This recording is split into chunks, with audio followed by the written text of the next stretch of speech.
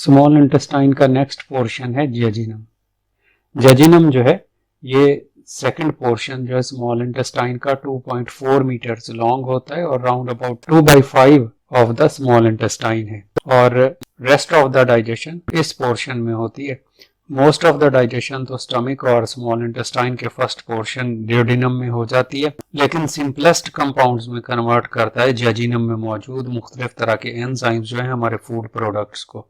एक enzyme amino peptidase जो कि पॉलीपेप्टाइड्स को डाईपेप्टाइड्स में कन्वर्ट कर देता है कि अमीनो एसिड्स जो हैं उन्हें दो एक दूसरे के साथ जुड़े हुए रहने देता है। ऐसे डाईपेप्टाइड जो हैं वो फिर सिंपल अमीनो एसिड्स में कन्वर्ट हो जाते हैं कि प्रोटीन अपने सिंपलेस्ट प्रोडक्ट्स में कन्वर्ट हो गए विद द हेल्प ऑफ रिप्सन। फैट्स जो हैं वो कन्वर्ट हो जाते हैं फैटी एसिड्स और ग्लिसरॉल में with the help of lipase। इसी तरह से माल्टोज जो है that is also converted into the glucose with the help of maltase और लैक्टोज जो मिल्क में मौजूद शुगर है that is also converted into glucose and galactose with the help of lactase। तो प्रेजेंट है स्मॉल इंटेस्टाइन में और small intestine के सेकंड पोर्शन जेजिनम में और उसके म्यूकोजा से रिलीज होते हैं। ये फूड मटेरियल को उनके सिंपलेस्ट फॉर्म्स में कन्वर्ट कर देते हैं ताकि एब्जॉर्प्शन हो सके। नेक्स्ट पोर्शन जो कि स्मॉल इंटेस्टाइन का सबसे लंबा पोर्शन होता है इलियम कहलाता है और इलियम ऐसा पोर्शन है तकरीबन सारी absorption most of the absorption जो है वो इलियम में होती है। इलियम की जो इंटरनल लाइनिंग है उसमें फिंगर लाइक आउटग्रोथ्स हैं। उन फिंगर लाइक आउटग्रोथ्स को हम कहते हैं विल्लाए। ये जो विल्लाए हैं ये सरफेस एरिया इंक्रीज करते हैं ताकि मैक्सिमम एब्जॉर्प्शन जो है वो कम से कम जगह पर हो सके।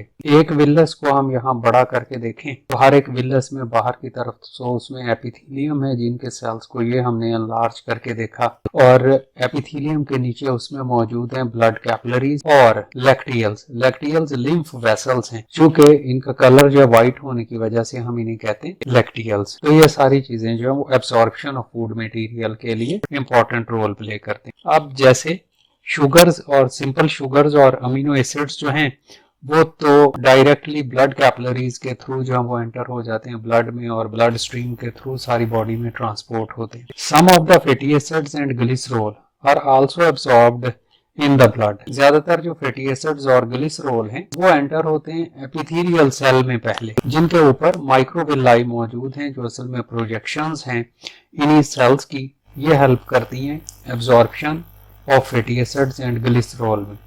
तो एपिथेलियल सेल्स में जाके ये जो फैटी एसिड्स हैं और ग्लिसरॉल हैं ये रिकम्बाइन करते हैं और रिकम्बाइन करके दोबारा से बनाते हैं यहाँ पर फैट के ग्लोब्यूल्स। ये फैट ग्लोब्यूल्स जो हैं चूंकि इतने बड़े होते हैं कि ब्लड कैपिलरीज में एंटर नहीं हो पाते, इस वजह से ये एंटर होते हैं इन लिम्फ वेसल्स में जिन्हें लैक्टियल्स कहते हैं।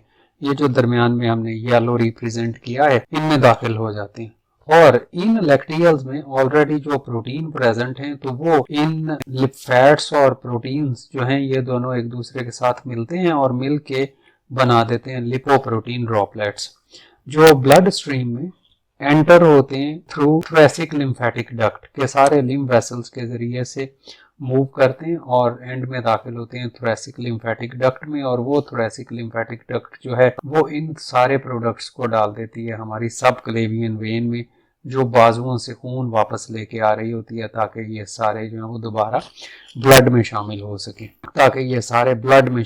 सके और ब्लड में मौजूद फिर प्लाज्मा एंजाइम्स जो हैं वो इनकी करते हैं हाइड्रोलाइसिस। ब्लड में मौजूद प्लाज्मा एंजाइम्स जो हैं they are responsible for the hydrolysis of lipoprotein और फिर ये चले जाते हैं बॉडी सेल्स में जाके या तो रेस्पिरेशन में यूज हो जाते हैं नहीं तो स्टोर होते रहते हैं लिवर में और मसल्स में अंडर द स्किन। तो ये था हमारा lecture about absorption of food material in small intestine.